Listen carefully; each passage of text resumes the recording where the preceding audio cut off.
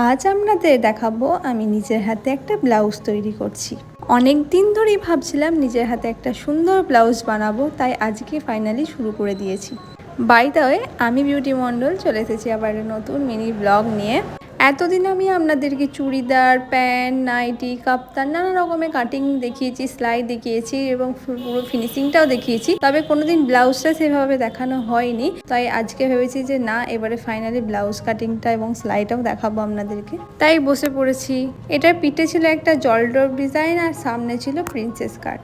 প্রথমে কাপড়টাকে ভালো করে মেপে নিয়েছি, তারপরে সেটাকে ভালোভাবে কাটিং করে শুরু করে দিয়েছি সেলাই করতে। সত্যি কথা বলতে নিজের হাতে কিছু বানানোর মধ্যে একটা আলাদাই আনন্দ লুকিয়ে থাকে, যে আনন্দটার জন্য আমাকে অনেকের কাছ থেকে অনেক কিছু কথাও শুনতে হয়, বাট আমার কাছে এই কাজটা বিশাল বড় একটা স্বপ্নের কাজ।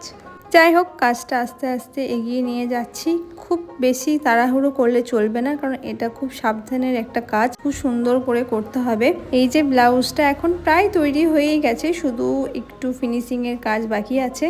সত্যি কথা বলতে আমি ছোট থেকে কোনোদিনই ভাবিনি যে আমি দর্জির কাজ শিখবো, ফ্যাশন ডিজাইনার হব, বাট ভাগ্যে ছিল হয়তো এই কাজটার প্রতি ভালো লাগাও একটা ছিল।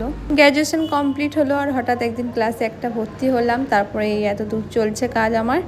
আপনারা যারা শিখতে চান, আমাদের লোকালে যাদের বাড়ি, তো কোথায় শিখবেন বুঝতে পারছেন না, তো আমি আপনাদেরকে অবশ্যই শেয়ার করব আমি কোথায় শিখতে যেতাম। তো আপনাদের ইচ্ছা হলে আপনারা ওখানে শিখতে পারেন, ভর্তি হতে পারেন। ওটা একটি সরকারি প্রতিষ্ঠান।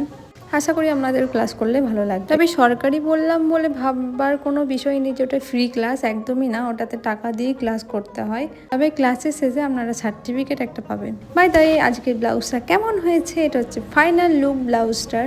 আপনারা যদি আমার কাছে ব্লাউজ তৈরি করতে চান তো চটপট দেরি না করে চলে আসুন, নতুন নতুন সুন্দর সুন্দর ব্লাউজ নিয়ে যান।